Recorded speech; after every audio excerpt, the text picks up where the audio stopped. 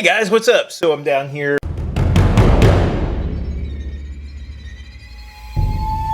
in my Zwift area, and I've been running Zwift on my Microsoft Surface tablet, which surprisingly it's good. It's not bad at all, but it keeps the tablet kind of tied up. I'll leave it down here all the time, and I like to have it to use sometimes. And it seems like maybe it was a little bit better with an actual computer with a graphics card. So this is an old computer that I built my wife a long time ago, and it's just been sitting in storage, and I even forgot about it. It was a Pentium 4. Here's the Pentium 4 chip. And I know this computer ran Zwift just fine years ago on this processor without a graphics card. But I have, in storage, I also had, this is a Radeon 7850, I think. Something like that. HD, 7850. Not a great video card, but you know, it's got 2 fans on it, so it's got to have some power. And in this little package I have, this is a Xeon E3 1230 V3. So a lot more power than the Pentium that it's replacing. I lost the heatsink that goes in this computer, so got that. Let's get all this installed and see how it works. There's this handy little notch here that keeps you from putting it in wrong. See, it just falls in like that. So the saga continues. There's the old board. It didn't work.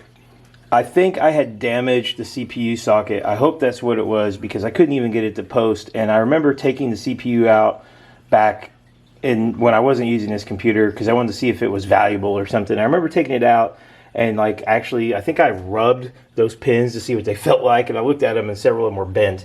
So I think that was why. So I ended up buying this new board on eBay.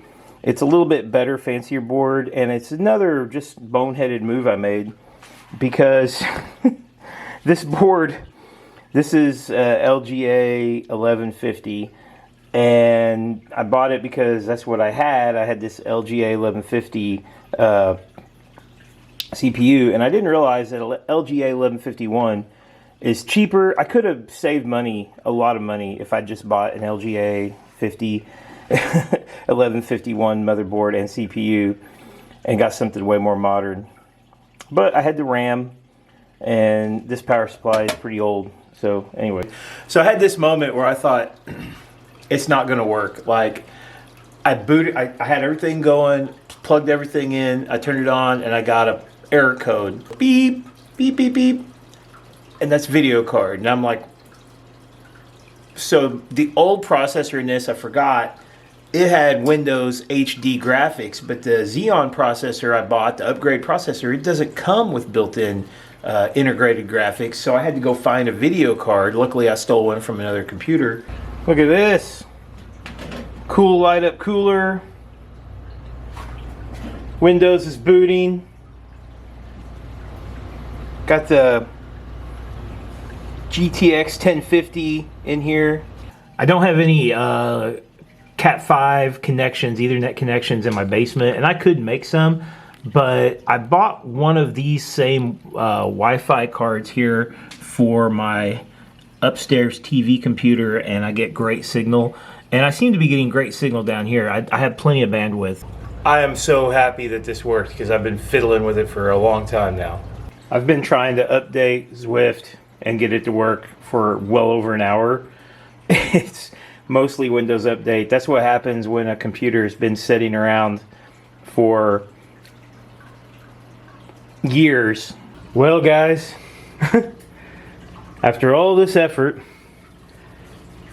since I only had 4 gigabytes of system memory, then it loads the low quality textures, which look really bad. It's constantly flickering, and the shadows look really nice, but the actual the actual game's unplayable. So hopefully more memory will fix this problem. So after a couple update cycles, rebooting the computer, Windows Update seemed to be finished, and yet the computer was still unbearably slow, and I was like, something's wrong. I checked the disk and it was always basically at 100%, and I thought, well, it's still doing Windows updates, but they're just unbearably slow. And the next day it was still doing the same thing. And I was like, you know what, this hard drive's not right. And so I did what I should have done in the first place. I downloaded a new ISO, made an install disk for Windows 10, and I looked around and found a SSD that I had bought and used, but it wasn't really doing anything. So I went ahead and put it in here. I installed this updated version of Windows 10 in literally 10 minutes, and had the NVIDIA drivers installed really fast, Zwift installed and updated really fast.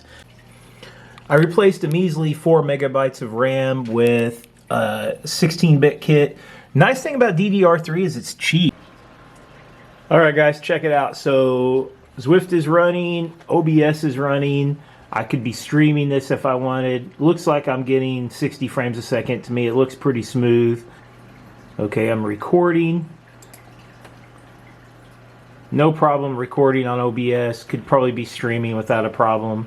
Still getting good 60 frames a second. Lots of things going on here. So I would say this is a pretty successful build.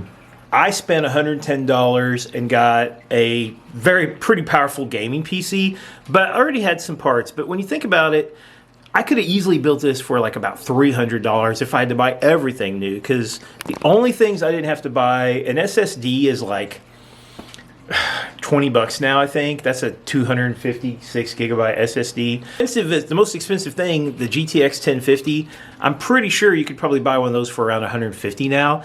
As long as you have the knowledge and want to tinker and don't mind playing around, I don't think you'd have any problem building a great PC for $300, even if you had to buy a mouse and keyboard. I mean, they're not expensive for you could buy a simple wireless mouse and keyboard. It's really a lot better. The performance is a lot better. There's no way I could live stream with my Surface tablet. This computer, before I updated it back in the day, it couldn't record. I tried to record footage on this particular computer back when it was a dual-core Pentium, and it couldn't do it. It just froze up. And I'm getting great frame rates. I just did a race on this thing last night, and it was a lot of fun. Very smooth.